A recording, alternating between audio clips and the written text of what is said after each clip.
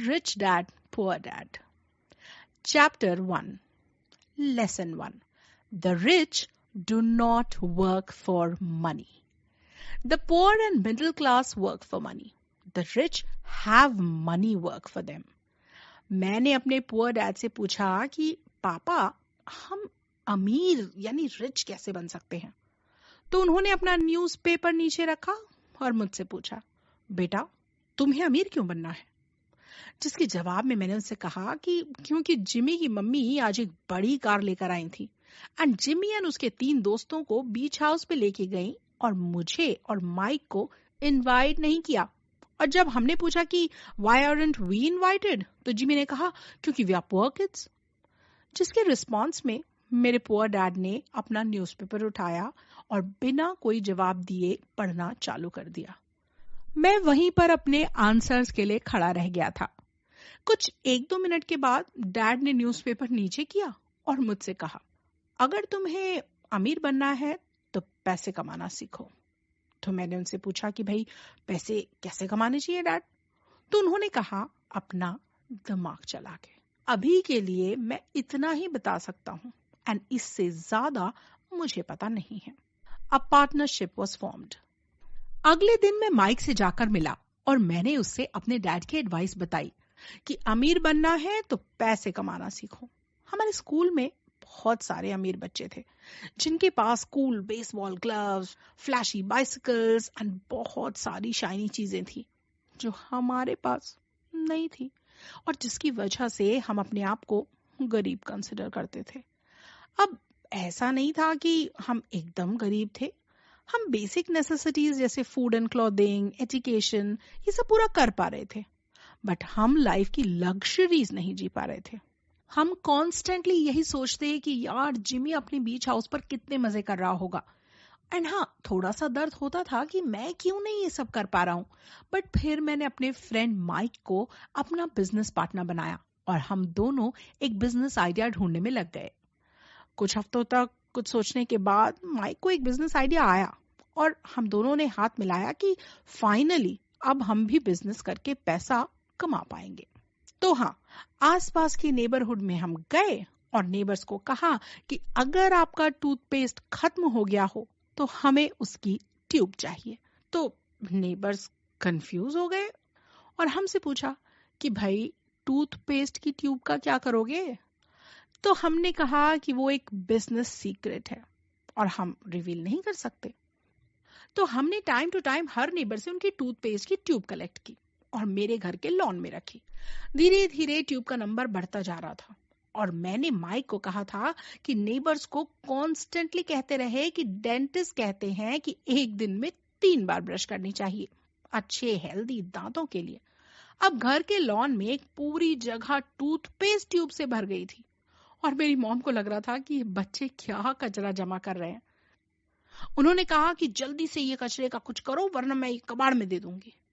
तो मैंने और माइक ने उनसे बहुत प्लीड किया कि प्लीज हमें ये कुछ टाइम के लिए रखने दें, जिससे मॉम मान गई। फिर एक दिन मैंने और माइक ने आग जलाई, एक पॉट उसके ऊपर रखा और सारी टूथपेस्ट को पॉट में डाल दिया।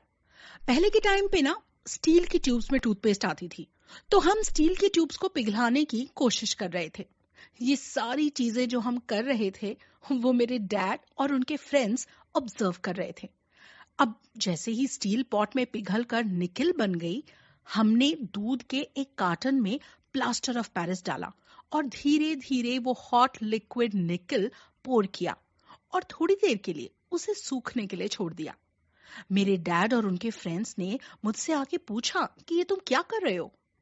तो मैंने और माइक ने हंसते हुए रिस्पॉन्ड किया और कहा कि मैं अमीर बन रहा हूँ। कुछ टाइम में मैंने दूध का कार्टन लिया और उसके ऊपर हैमर मार के उसमें से निकल को बाहर निकाला, जिसके रिस्पॉन्स में डैड ने कहा कि वाओ, तुम निकल का लेड बना रहे हो। एंड हमने कहा हाँ, इसको बेच के हम पैसा कमाएंगे। फिर डैड के एक फ्रेंड ने हमें काउंटर फीटिंग का मतलब समझाया। काउंटर फीटिंग मतलब चीजों को डुप्लीकेट करके बेचना, जो कि इलीगल था। तो हमारे पैसे कमाने के सारे ड्रीम्स एक सेकंड में क्रश हो गए। बट मेरे डैड ने कहा कि I am very proud of you and ऐसे ही मेहनत करते रहो और एक दिन तुम पैसे वाले बन जाओगे। मैं और माइक बहुत सैड थे क्योंकि हमारा बिजनेस स्टार्ट होने से पहले ही फ्लॉप हो गया था। और फिर घर का लॉन साफ करते हुए मैंने माइक से कहा, शायद जिमी सही कह रहा था, हम पुअर किड्स हैं और हम पुअर ही रहेंगे। ये सारी बातें मेरे डैड ने सुनी और हमसे कहा कि तुम अपने आप को तभी पुअर बुलाना जब तुम गिव अप कर दोगे। बहुत सारे लोग ना सिर्फ अमीर होने का सपना ही देखते हैं, बट यहाँ सबसे इंपॉर्टेंट बात यह है कि तुमने एक आइडिया को रियलिटी में लाने की कोशिश की, and that is what matters. मैंने पापा से पूछा कि पापा आप पुअर क्यों नहीं? तो डैड ने कहा, क्योंकि मैं सिर्फ एक टीचर हूं और मुझे सिर्फ पढ़ाना पसंद है। मैंने कभी पैसे के बारे में सोचा ही नहीं। सॉरी, मैं तुम्हें मेहनत करने के अलावा कोई एडवाइस नहीं दे सकता पैसा कमाने के बारे में। बट अगर तुम्हें पैसा कैसे कमाना है ये सीखना है तो तुम्हें माइक के डैड से पूछना चाहिए। माइक के फेस पे एक सरप्राइज सा लुक आ गया और उसने पूछा, मेरे डैड से क्या एडवाइस लेनी चाहिए? तो डैड ने कहा कि मेरा और तुम्हारे डैड का बैंकर एक ही है और वो बैंकर हमेशा तुम्हारे डैड की मनी मैनेजमेंट की तारीफ करता है। वो कहता है कि माइक के डैड पैसे बड़ी इजीली कमा लेते हैं और उन्हें अच्छे से मैनेज भी करते हैं। तो माइक ने कहा कि तो फिर हमारे पास कोई फैंसी कार्स या बड़े बीच हाउसेस क्यों नहीं है? हम क्यों एक मिडिल क्लास लाइफ जी रहे हैं? एंड जिमी के डैड कैसे सब महंगी चीजें अफोर्ड कर पा रहे हैं? तो डैड ने कहा, देखो, जिमी के डैड एक शुगर प्लांटेशन कंपनी के लिए काम करते हैं और मैं गवर्नमेंट के लिए काम करता हूँ। हम दोनों ही किसी के लिए काम करते हैं और शुगर प्लांटेशन कंपनी अभी बहुत लॉस में चल रही है। शायद से जिमी के डैड के पास आगे चल के जॉब भी नहीं होगी। बट माइक के डैड ने warehouses, construction company, chain of stores और 3 रेस्टोरेंट्स ओन किए हैं, जो मेरे हिसाब से आने वाले सालों में उन्हें एकदम रिच बनाने वाला है। तो मैंने माइक से कहा कि हमें उसके डैड से मिलके एक बार पैसे कैसे कमाते हैं उस पे बात करनी चाहिए। माइक घर गया और उसने अपने डैड से बात की और ठीक 8 बजे मुझे फोन किया और कहा कि मेरे डैड सैटरडे को मिलने के लिए मान गए हैं। मैंने सैटरडे 7:30 बजे सुबह की बस पकड़ी और माइक के घर चला गया। The lesson begin. मैं माइक के घर पहुंचा। मैंने बाहर से बेल को रिंग किया। माइक ने दरवाजा खोला और कहा, कम इन। घर में एंटर करते ही मेरी नजर डोरमैट पे गई। डोरमैट काफी लो क्वालिटी की थी, जो उसके नीचे के एक खराब से वुडन प्लैंक सरफेस को कवर कर रही थी। अंदर जाते ही मैंने 4 लोगों को देखा, एक ओल्ड मैन, 2 विमेन और एक यंग मैन। सब बैठ के अपना काम कर रहे थे। मैंने माइक से पूछा कि ये सब कौन है? तो माइक ने कहा कि ये ओल्ड मैन जो है वो हमारे वेयरहाउस को मैनेज करते हैं, ये 2 विमेन हमारे रेस्टोरेंट के चेन को मैनेज करती हैं और ये यंग मैन हमारे यहाँ से 50 मील दूर वाले कंस्ट्रक्शन हाउस को मैनेज करते हैं।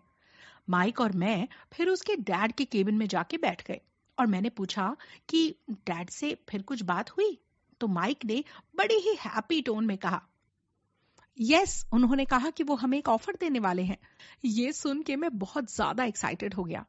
उतनी देर में माइक के डैड अंदर आते हैं और एक स्माइल देते हुए चेयर पर बैठ जाते हैं और कहते हैं कि माइक कह रहा था कि तुम्हें पैसे कमाना सीखना है। रॉबर्ट और मैंने नॉड किया कि यस। उसके डैड ने कहा कि आई हैव एन ऑफर। मैं ऑर्थोडॉक्स स्कूल की तरह नहीं हूं कि लेक्चर देके सिखाऊं। अगर मेरे पास से सीखना है पैसे कैसे कमाने हैं तो मेरे लिए काम करो। तो मेरे लिए काम करो और मैं तुम्हें पैसे कैसे कमाने हैं ये सिखाऊंगा। मैं तुम्हें 1 घंटे के लिए 10 सेंट्स पे करूंगा और सैटरडे को 3 घंटे काम करना पड़ेगा। तो मैंने कहा, can I make an offer? जिसके रिस्पॉन्स में माइक के डैड ने कहा, मेरे पास नेगोशिएशन के लिए टाइम नहीं है। ऑफर लेना है तो लो, वरना जाओ। मैंने कहा, सैटरडे को तो बेसबॉल खेलने जाना होता है। जिसके रिस्पॉन्स में माइक के डैड ने कहा कि एज आई सेड, ऑफर लेना है तो लो, वरना जाओ। मैंने और माइक ने एक दूसरे को देखा और फिर यस बोल दिया। 30 सेंट्स लेटर। तो मैं और माइक डैड के असिस्टेंट मिस मार्टिन को हर सैटरडे रिपोर्ट करने लगे। मिस मार्टिन बहुत ही काइंड और पेशेंट थी। वो हमें अपने दोनों किड्स की तरह ही ट्रीट करती थी। हमें ग्रोसरी स्टोर में काम करना था। गर्मियों का टाइम था और तब हमारे स्टोर में एसी नहीं था, तो हमें स्टोर के दरवाजे खुले रखने पड़ते थे, जिसकी वजह से हर 1-2 मिनट में जब गाड़ियां पास होती थी तो स्टोर के अंदर बहुत सारी धूल आ जाती थी और ग्रोसरी आइटम्स पे सेटल हो जाती थी। हमारा काम था उस धूल को हटाना। ये काफी बोरिंग टास्क था, बट दिन खत्म होते ही हमें 3 10 सेंट के सिक्के मिल जाते थे, जिससे मैं कॉमिक बुक्स खरीदता था। अब ये करते करते 3 हफ्ते हो चुके थे और मैं तंग आ गया था। मैंने सोच लिया था कि मैं अब क्विट करूंगा और मैंने माइक को कहा कि अब बहुत हो गया, मैं ये चीज से बोर हो चुका हूँ। एक तो मेरे वीकेंड्स भी खराब होते हैं और मैं कुछ सीख भी नहीं रहा, पर पता नहीं क्यों ये 30 सेंट के लिए इतनी मेहनत कर रहा हूँ। तो माइक ने कहा कि डैड ने कहा था कि कुछ टाइम बाद रॉबर्ट फ्रस्ट्रेट हो जाएगा और जब ये हो तो तुम उसे मेरे पास ले आना। तो मैंने कहा ये पर्पसफुली किया जा रहा था मेरे साथ, जिसके रिस्पॉन्स में माइक ने कहा काइंड ऑफ। मैंने पूछा क्यों? देखो मेरे डैड तुम्हारे डैड से थोड़े अलग हैं। वो बड़े लेक्चर्स देने में नहीं मानते, वो मानते हैं एक्शन लेके सिखाने में। तो बस सैटरडे को घर आ जाओ एंड डैड तुम्हें सब समझा देंगे।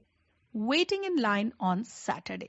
मेरे पुअर डैड को जब सारी बातों का पता चला तो उन्हें बहुत ज्यादा गुस्सा आया और उन्होंने कहा कि ये माइक के डैड तुम्हें एक्सप्लॉइट कर रहे हैं। अगर वो तुमसे इतना काम करा रही हैं और सिर्फ 10 सेंट्स दे रहे हैं 1 घंटे के लिए, तो ये तो गलत बात है। तुम्हें उनसे रेज की बात करनी चाहिए और कहना चाहिए कि एटलीस्ट 25 सेंट्स एन आवर पे करें। और अगर वो ये ऑफर रिजेक्ट करते हैं तो तुम्हें क्विट कर देना चाहिए और चाइल्ड लेबर की कंप्लेंट भी करनी चाहिए। मैं सैटरडे को रेडी था। माइक के घर ठीक 8 बजे पहुंच गया। माइक के डैड ने दरवाजा खोला और एक रूम में चुपचाप बैठने को कहा। वो रूम में 2 विमेन और ओल्ड मैन ऑलरेडी बैठे थे। ओल्ड मैन माइक के डैड के केबिन में गए और वहां उन्होंने 30 मिनट तक बातें की और फिर अपने घर चले गए। 15 मिनट के लिए मैं अकेला बैठा रहा और केबिन में से माइक के डैड की फोन पर बातें करने की आवाज आ रही थी। माइक के रूम में ना होने की वजह से मैं थोड़ा ऑकवर्ड फील कर रहा था एंड ऑलमोस्ट वहां से घर पे जाने वाला था। बट फिर मेरे दिमाग में एक वॉइस आई, रुक जा। तो मैं वहां रुका रहा। ठीक 9 बजे माइक के डैड ने मुझे अंदर आने के लिए कहा और बैठने के लिए कहा। मैंने और माइक के डैड ने आई कांटेक्ट किया और उन्होंने मुझसे कहा कि मुझे पता था कि तुम यहाँ क्विट करने आओगे। अब ये पहली बार था कि मैं किसी एडल्ट को कन्फ्रंट कर रहा था। मेरे आंख से आंसू गिर रहे थे और मैंने उनसे एंग्री टोन में कहा, आपने मुझे एक्सप्लॉइट किया है। मैंने आपसे कहा था मुझे पैसा कमाना सीखना है एंड आपने मुझे कहा था कि तुम मेरे लिए काम करो और मैं तुम्हें पैसा कमाना सिखाऊंगा, जो कि मैंने किया। मैंने बहुत मेहनत की, पर आपने अभी तक कुछ नहीं सिखाया। मैंने गधे के जैसे काम किया और आपने क्या किया? मुझे एक्सप्लॉइट किया। माइक के डैड ने जेंटल टोन में कहा, तुम एग्जैक्टली मेरे एम्प्लॉयज की जैसे बात कर रही हो। वो भी पैसे के लिए काम कर रहे हैं, बट उन्हें अभी तक पता नहीं है कि पैसा वर्क कैसे करता है। यही तो मुझे जानना था। आपने क्या किया? मुझसे काम कराया और मुझे कुछ नहीं सिखाया। मैंने सैटरडे को बेसबॉल खेलने जाने को अवॉइड करना शुरू कर दिया। एकदम शिद्दत से मेहनत करी, इतने सैक्रिफाइसेस किए, और आपने क्या किया? मुझे यूज किया। 3 घंटे काम करने के लिए सिर्फ 10 सेंट्स पे किए। Like I was a labour. Labour के हिसाब से आपको जेल में होना चाहिए। हाँ, अब तुम मेरे उन एम्प्लॉयज की तरह बात कर रही हो जिन्हें मैंने फायर कर दिया था या जिन्होंने क्विट कर दिया था। क्या तुम्हें लगता है कि लेक्चर देने से ही सब सिखाना होता है?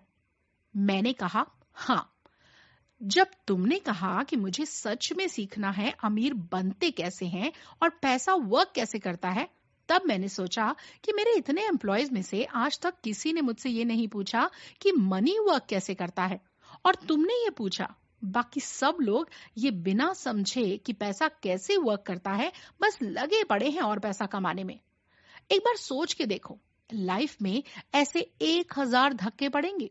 लाइफ एक क्रूअल जगह है।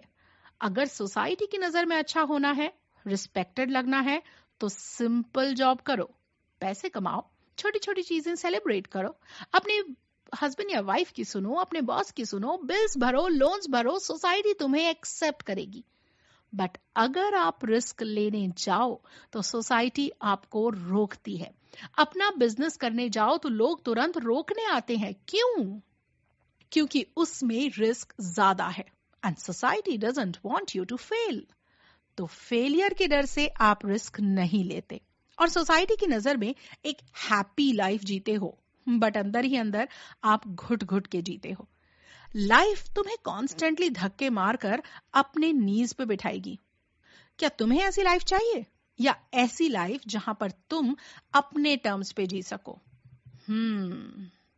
इस पॉइंट पर मैं गुस्से में था। मुझे ये भी रियलाइज हो रहा था कि रिच डैड वाज राइट। हम पुअर एंड मिडिल क्लास लोग दूसरों को ब्लेम करते रहते हैं और उन्हें कल्प्रिट समझते हैं, जबकि सच तो ये है कि हम खुद ही अपने आप के आइडियाज को लेकर इनसिक्योर होते हैं। तब माइक के डैड ने कहा, तो सबसे पहला लेसन तुमने क्या सीखा? कि आप एक क्रूकेड हो और कम पैसों में बच्चों को लूटते हो। ये सुन के रिच डैड हंस पड़े और बोले, नहीं बेटा, यहाँ पे अपना पर्सपेक्टिव चेंज करो। अगर तुम मुझे प्रॉब्लम समझोगे तो तुम्हें मुझे चेंज करना पड़ेगा, बट अगर तुम अपने आप के पर्सपेक्टिव को प्रॉब्लम समझोगे तो तुम अपने आप को बदलोगे। एंड ट्रस्ट मी, दूसरों को बदलना बहुत डिफिकल्ट होता है, पर अपने आप को बदलना आसान है। यहाँ पे मुझे कुछ समझ में नहीं आ रहा था, तो रिच डैड ने फिर से मुझसे पूछा कि तुमने आज क्या सीखा? तो मैंने रिप्लाई कर दिया that you are cheap. Rich dad ने गहरी सांस ली और कहा, सी, यही है तुम्हारी प्रॉब्लम कि तुम मुझे ब्लेम करके मुझे अपनी प्रॉब्लम समझ रहे हो। यही ना सीखने वाला एटीट्यूड लोगों को गरीब रखता है। देखो, अगर आप मेरे पैसे नहीं बढ़ाओगे तो मैं तो क्विट करके चला जाऊंगा। तो फिर डैड ने कहा, लोगों को भी यही लगता है कि अगर पैसे नहीं बढ़ाएंगे तो क्विट करके दूसरी जगह चले जाएंगे, नई अपॉर्चुनिटीज ढूंढेंगे। बट अपने आप से ये पूछो कि क्या एक्चुअल में आपकी प्रॉब्लम सॉल्व हो रही है, या कुछ पैसों के लिए यहां से वहां छलांग लगा रहे हो? तो मैं सिर्फ 10 सेंट्स में काम कर करके सड़ता रहूं? यहाँ जो लेसन है उसे ग्रास्प करो। मोस्ट लोग पैसे तो कमा लेते हैं, बट उन्हें मनी एक्चुअल में होती क्या है, उसे मैनेज कैसे करते हैं, ये नहीं आता। तुम्हारे डैड को ही देख लो, वो भी अच्छे पैसे कमाते हैं, पर वो हमेशा डेट में रहते हैं despite of earning a lot. ऐसा क्यों होता है, कभी सोचा है? तो मैंने कहा कि ये सारी बातें अब सेंस मेक कर रही थी, और धीरे धीरे मुझे समझ आ रहा था कि रिच डैड मुझे क्या समझाने की कोशिश कर रहे थे। मेरे दोनों ही डैड मुझे अच्छी एडवाइसेस देते थे। पुअर डैड कहते थे, मन लगा के पढ़ो, अच्छे अच्छे ग्रेड्स लाओ ताकि तुम्हें अच्छी जॉब मिल जाए। और मेरे रिच डैड कहते थे कि मन लगा के पढ़ो ताकि तुम्हें मनी कैसे वर्क करता है ये समझ में आए, ताकि तुम लेस फॉर्चुनेट लोगों के लिए जॉब्स क्रिएट कर सको। मेरे पुअर डैड सोसाइटी का रटा हुआ आंसर देते हैं, और रिच डैड लॉजिकली चीजों को समझाने के लिए मोटिवेट करते हैं। ये इंसिडेंट से सबसे इंपॉर्टेंट लेसन जो मैंने सीखा वो था, the poor and middle class work for money, but the rich have money work for them. Rich dad ने कहा, ज्यादातर लोग पैसे के लिए काम करते हैं जो लॉन्ग रन में तुम्हें कभी अमीर नहीं बनाएगा। अगर तुम्हें जेन्युइनली अमीर बनना है तो तुम्हें अपने पैसे को काम पे लगाना पड़ेगा। वाओ, ये चीज कौन नहीं सीखना चाहेगा? सब लोगों को ये चीज में इंटरेस्ट नहीं होता, क्योंकि लोगों के दिमाग में डर बैठा होता है कि अगर बॉस ने फायर कर दिया तो बिल्स कैसे भरूंगा, मॉम डैड को क्या जवाब दूंगा, सोसाइटी में लोग क्या कहेंगे, एक बार क्विट किया तो फिर से जीरो से स्टार्ट करना पड़ेगा। ये सारे डर उन्हें पैसे के लिए काम करने पर मजबूर कर देते हैं। तो मैं अमीर कैसे बनूंगा? अपने दोनों कानों के बीच में जो दिमाग है ना, उसे यूज करके। अच्छा बताओ, जब तुम्हें मुझसे मिलने के लिए लाइन में वेट करना पड़ा था तब तुम्हें कैसा फील होता था? टेरिबल। और जब मिसेस मार्टिन तुम्हें 10 सेंट्स देती थी 3 घंटे के लिए काम करने के बाद, तब तुम्हें कैसा लगता था? मैंने कहा, बहुत कम, मेरे हार्ड वर्क के कंपैरिजन में इतने कम। राइट जब तुम पुअर और मिडिल क्लास होते हो ना तो कुछ ऐसी ही होती है जिंदगी। लोग 50 साल की उम्र में जो नहीं सीख पाते वो पिछले 1 महीने में तुमने सीख लिया है।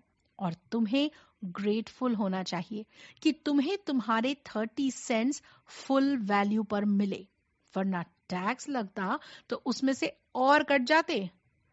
टैक्स क्या होता है? टैक्स एक सम ऑफ अमाउंट है जो तुम पे करते हो जब पैसे कमाते हो, जब तुम पैसे स्पेंड करते हो, जब तुम रेस्टोरेंट्स जाते हो, जब तुम कपड़े खरीदते हो। हर चीज पर गवर्नमेंट टैक्स लगा के तुमसे पैसे निकलवाती है। क्या अमीर लोग भी टैक्स भरते हैं? हाँ भरते हैं, पर उतना नहीं जितना पुअर और मिडिल क्लास लोग भरते हैं। आई बेट मैं तुम्हारे डैड से ज्यादा कमाता हूँ, बट फिर भी तुम्हारे डैड मुझसे ज्यादा टैक्स भरते होंगे। हम गवर्नमेंट को ये क्यों करने देते हैं? Ready to learn about money? I nodded. ज्यादातर लोग एक डिग्री खत्म करने के बाद सीखना बंद कर देते हैं, पर मैं इस चीज में बिल्कुल नहीं मानता। जितना मैं ज्यादा सीखूंगा उतना मैं नॉलेजेबल हो जाऊंगा और मुझे ये सब समझ आता रहेगा कि अभी मुझे और सीखना है, जो लॉन्ग रन में मुझे बहुत ज्यादा फायदा करेगा। तो मेरे डैड इनकम टैक्स को मैनेज नहीं कर पा रहे, इसलिए पुअर हैं। टैक्सिंग तो एक छोटा सा चैप्टर है। मोस्टली लोग फाइनेंशियल एजुकेशन लैक करते हैं। पैसे के साथ करना क्या है वो स्किल लैक करते हैं। अगर आप पैसे के लिए काम करते हो तो रिटायरमेंट के बाद जब पैसों के लिए काम नहीं कर पाओगे तब क्या करोगे? तो मोस्ट इंपॉर्टेंट थिंग जिस पे लोगों को ध्यान देना चाहिए वो है कि पैसे को काम पे लगाओ। Yes yes. अब से तुम्हें 3 घंटे हर सैटरडे को काम करना है, पर अब तुम्हें 30 सेंट्स नहीं मिलेंगे। क्यों? That's not fair. मैं यहाँ पर पे राइज की बात करने आया था और आप कह रहे हो कि आप पैसे नहीं दोगे। सिंपल है, मैंने तुमसे कहा था rich people don't work for money. तो अगर सीखना है तो पैसों के लिए मत काम करो, अपने लिए काम करो और सीखो। मैंने माइक से बात कर ली है और वो तो साफ सफाई में ऑलरेडी लग गया है। तुम डिसाइड करो तुम्हें अपने डैड जैसा बनना है या मुझ जैसा बनना है। आई एम वेरी क्लूलेस कि मैं क्या करूं। रिच डैड ने स्माइल किया और मेरे सर पर टैप किया और कहा कि इसका इस्तेमाल करो, यूज योर ब्रेन्स और जल्दी से काम पर लग जाओ। Lesson number 1, the rich don't work for money. मैं अपने पुअर डैड को ये चीज बताना नहीं चाहता था कि अब से मुझे कोई पे नहीं मिलेगी, क्योंकि मुझे उन्हें सब प्रॉपर्ली समझाना पड़ता एंड मैं ही थोड़ा सा कंफ्यूज था मेरे रिच डैड को लेकर। तो अगर मैं ही कंफ्यूज था उनके एडवाइसेस को लेकर तो I did not want to create fuss. मैं और माइक काम कर रहे थे, उतनी देर में माइक के डैड की ट्रक की आवाज आई और 10 सेकेंड्स में माइक के डैड ने स्टोर का दरवाजा खोला। मिसेस मार्टिन को गले लगाकर 2 आइसक्रीम्स निकाली फ्रीजर से और मुझे और माइक को सिग्नल किया बाहर चलने के लिए।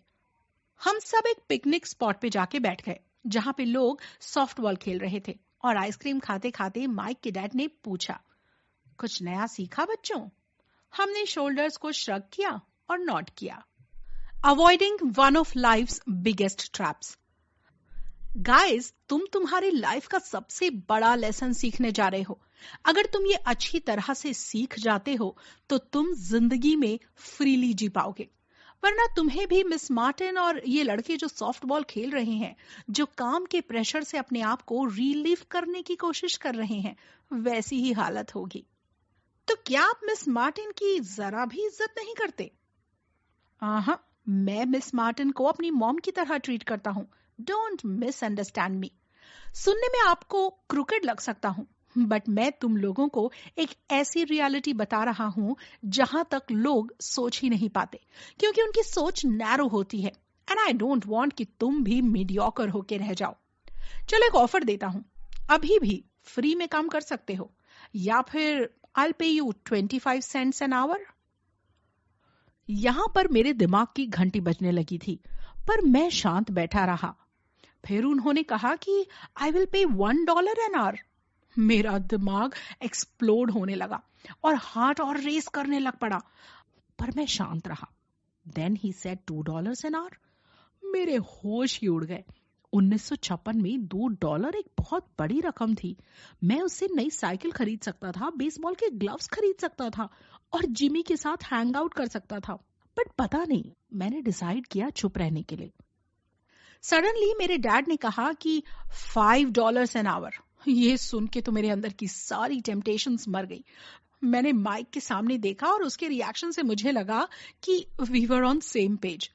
कोई भी पैसे का अमाउंट अब हमें खरीद नहीं सकता था। हर एक पर्सन में ना एक इमोशनल साइड होता है जो कहता है कि ये कर लो, अच्छी डील है। पर फिर मैंने और माइक ने डिसाइड कर लिया था कि हम पैसे के लिए काम नहीं करेंगे। People's lives are forever controlled by two emotions, fear and greed. डर और लालच, ये दो इमोशंस लोगों की पूरी जिंदगी कंट्रोल करते हैं। हर एक ह्यूमन बीइंग ना अपने टाइम की प्राइस सेट करता है। और ये क्यों होता है? Yes, you guessed it right, fear and greed की वजह से। पहले हम ना पैसे ना होने के डर से बहुत हार्ड वर्क करते हैं, अपना टाइम इन्वेस्ट करते हैं ताकि हम पैसे कमा पाए। और जब हमें पैसे मिलते हैं सैलरी के फॉर्म में, तब हम ग्रीडी हो जाते हैं और सोचते हैं कि ये पैसा हमारे लिए क्या क्या लग्जरीज बाय कर सकता है, कपड़े, मोबाइल फोन, स्टारबक्स की कॉफी एटसेट्रा। तो सबसे पहले लोग फियरफुल होके पैसे कमाते हैं और फिर ग्रीडी होके उन्हें स्पेंड कर देते हैं और फिर एक पैटर्न सेट हो जाता है। कौन सा पैटर्न?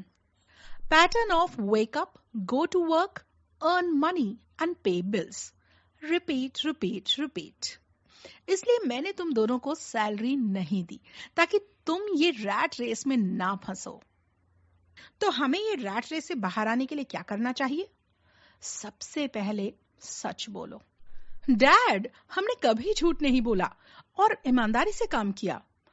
मैं ये नहीं कह रहा कि तुम झूठ कह रहे हो, मैं ये कह रहा हूं कि अपने आप से सच बोलो। देखो, तुम्हें किसी और को सच नहीं बोलना है, तुम्हें अपने आप से सच बोलना है और कन्फ्रंट करना है अपने आप को ही कि हाउ डू यू फील। मतलब ये पार्क में जो लोग हैं, मिसेस मार्टिन और आपके लिए काम करने वाले लोग, अपने आप से सच नहीं बोलते। आई डाउट सन, वो लोग सबसे पहले डरते हैं कि पैसे नहीं होंगे तो घर कैसे चलेगा, और पैसे कमाने के पीछे पागल हो जाते हैं। और फिर जब सैलरी आती है, वो लोगों के सामने ग्रीड आ जाती है कि वाओ, मैं सारे पैसे से ये कर सकता हूँ, ये कर सकता हूँ। ओके, तो लॉजिकली सोचने की बजाय वो लोग इमोशनल होके गलत डिसीजंस लेते हैं। Absolutely right. रिच डैड के वर्ड्स ना मेरे कानों में स्लोली सिंक इन कर रहे थे। अमीर लोगों की भी डिजायर्स तो होती होंगी ना, उन्हें भी फियर होता होगा ना? Yes, absolutely. अमीर लोगों की भी डिजायर्स होती हैं और उन्हें भी अपने पैसे खोने का डर होता है। बट बहुत कम लोग होते हैं जो वेल्थ को एक्चुअली रखना जानते हैं, और वो लोग डिजायर्स एंड फियर से फ्री होते हैं। पुअर और मिडिल क्लास पैसे को इंपॉर्टेंस नहीं देते क्योंकि वो पैसे के अच्छे तरीके समझते ही नहीं हैं। ये बात सुन के मुझे मेरे पुअर डैड की याद आई। वो हमेशा से कहते थे कि मैं पैसों के लिए काम नहीं करता, मुझे मेरी जॉब पसंद है इसलिए मैं काम करता हूँ। बट सच तो ये है कि उन्हें फाइनेंशियल नॉलेज नहीं थी और पैसे कैसे कमाने हैं उसका तो कोई आइडिया नहीं था। तो एम्बैरेसमेंट से बचने के लिए लोग ये कह देते हैं कि पैसा उतना इम्पोर्टेंट नहीं है, पैसा बड़ी बुरी चीज है, अमीर लोग बुरे होते हैं। So many people say, "Oh, I'm not interested in money." Yet they'll work at a job for 8 hours a day. तो क्या हमें पैसे नहीं कमाने चाहिए जब तक हमें जरा भी फियर या ग्रीड का इमोशन ना हो? That would be waste of time. देखो, emotion is nothing but energy in motion. Oh हाँ, इमोशंस ही तो हैं जो हमें ह्यूमंस बनाते हैं। तुम उन्हें अवॉइड नहीं कर सकते। बट यहाँ पे प्रॉब्लम तब आती है जब लोग इमोशन से सोच के डिसीजंस लेते हैं। आपको हमेशा अपने लॉजिकल ब्रेन से डिसीजंस लेने चाहिए। लोग जॉब इसलिए करते हैं ताकि वो बिल्स भर सके, रिस्पॉन्सिबिलिटीज पूरी कर सके। तो क्या ये गलत है? नहीं नहीं, बिल्कुल नहीं। जॉब करना गलत बात नहीं है, बट जब तुम फियर के इमोशन से जॉब करने का डिसीजन लेते हो ना, वो गलत है। अपने आप से पूछो कि क्या ये लॉन्ग टर्म पैसे की प्रॉब्लम को ये शॉर्ट टर्म जॉब सॉल्व कर सकता है? The whole point is to think logically and not with your emotions. देखो, बुरा मत मानना, बट तुम्हारे डैड को ही देख लो। रोज सुबह उनका मन हो या ना हो, उन्हें जॉब पे जाना पड़ता है। मेरा ये मानना है कि काम करना चाहिए, पर खुशी से, ना कि किसी डर या फियर से।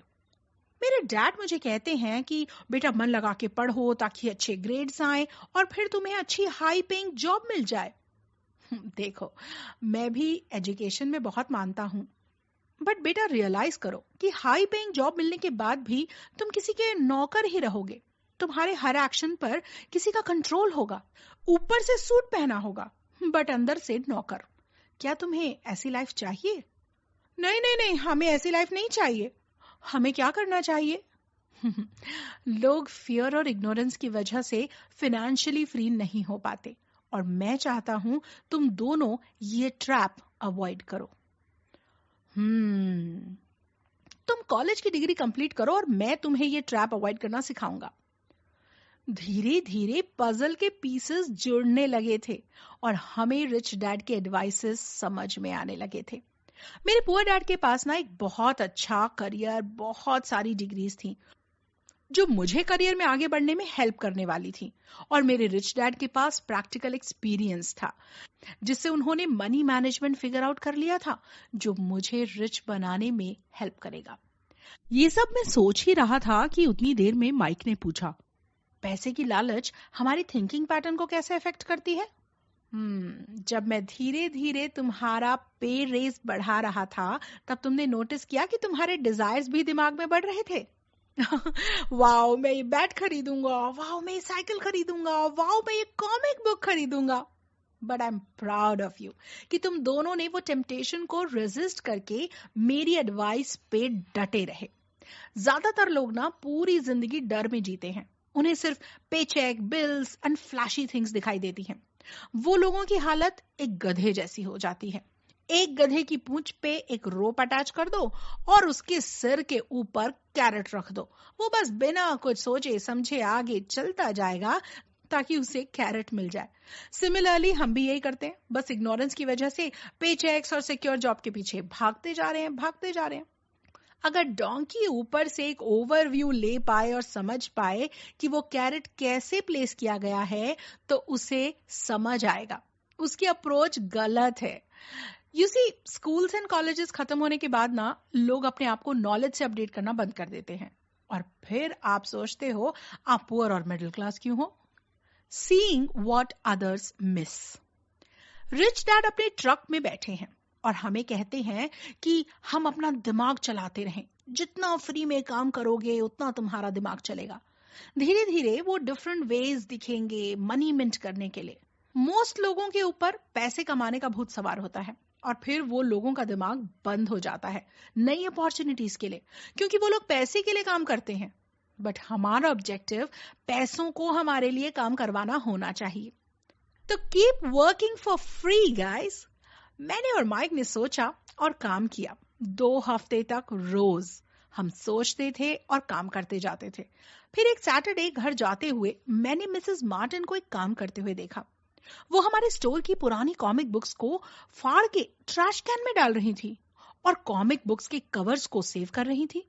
मिसेस मार्टिन, आप ये कवर्स क्यों सेव कर रही हो? ताकि मैं ये कवर्स कॉमिक डीलर को दे सकूं और वो हमें नई कॉमिक्स पे डिस्काउंट दे दे। अभी कुछ टाइम में कॉमिक बुक्स का डीलर आता ही होगा। मैंने और माइक ने एक प्लान बनाया और हम डीलर के लिए रुक गए। डीलर आया और हमने उनसे पूछा कि क्या हम आपकी ओल्ड कॉमिक बुक्स हमारे पास रख सकते हैं? और कॉमिक डीलर ने कहा कि ऑफ कोर्स रख सकते हो, बट तुम इसे बेच नहीं सकते, और जब तुम्हारा काम खत्म हो जाए तब बुक्स लौटा देना।